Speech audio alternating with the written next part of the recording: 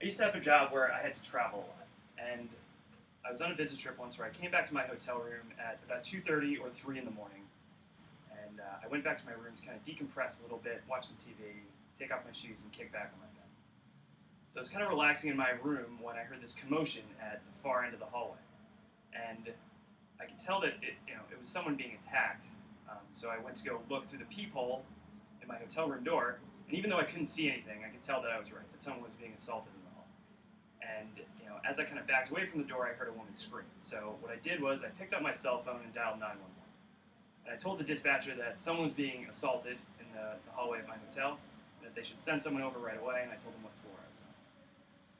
So as I backed away from the door, what I did was I put on a down jacket that I had brought and put my shoes back on and walked out into the hallway.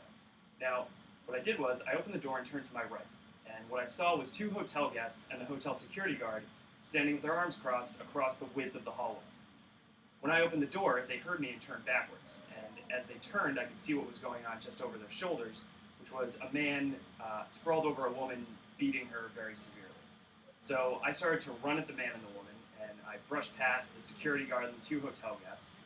And as I got closer to the man, he heard me coming and sprung up and kind of braced himself a little bit, and we made eye contact, and he started to yell at me. I don't know if he was strung out or if he was high or drunk, but I couldn't understand anything he was saying. And as I came closer to him, he turned and ran and locked himself in his hotel room and started to bang on the inside of the door and continued to scream. So after he had locked himself inside, I turned back and saw the woman he had been beating. And she was naked from the waist up and covered waist to forehead in cuts and lacerations and bruises. So I took my coat off and I covered her with it because I didn't really know what else to do. And then I kneeled down next to her and I took her hand and I said, don't worry, it's going to be okay. The police will be here soon. Paramedics are coming to take care of you. You're going to be fine. Just take a deep breath. So the police ended up coming to arrest the man who had beaten her, and the paramedics came and took her to the hospital. Now the next night, I was coming back again from the client site to my hotel room at about 2:30 in the morning.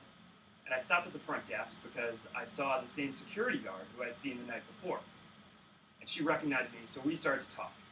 And I asked her, do you know what happened to that young woman last night? Do you know if she was okay, or did you speak with the police at all?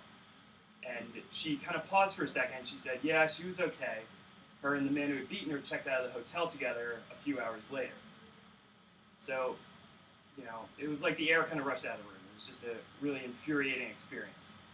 And looking back on it now, I think it's really a kind of informative thing that I experienced in my early 20s, where I kind of learned that these exigent circumstances arise in which you have to take immediate decisive action that extends beyond concern to shape the outcome of events as they unfold. The second takeaway from this kind of piggybacks on the first, and it's kind of bleak, but I think it's true. And that's that when these exigent circumstances arise, the probability of achieving a perfect outcome is extremely slim. However, many of the imperfect outcomes you can achieve by taking decisive, fast action are beneficial enough that they justify acting in the first place. What do you mean?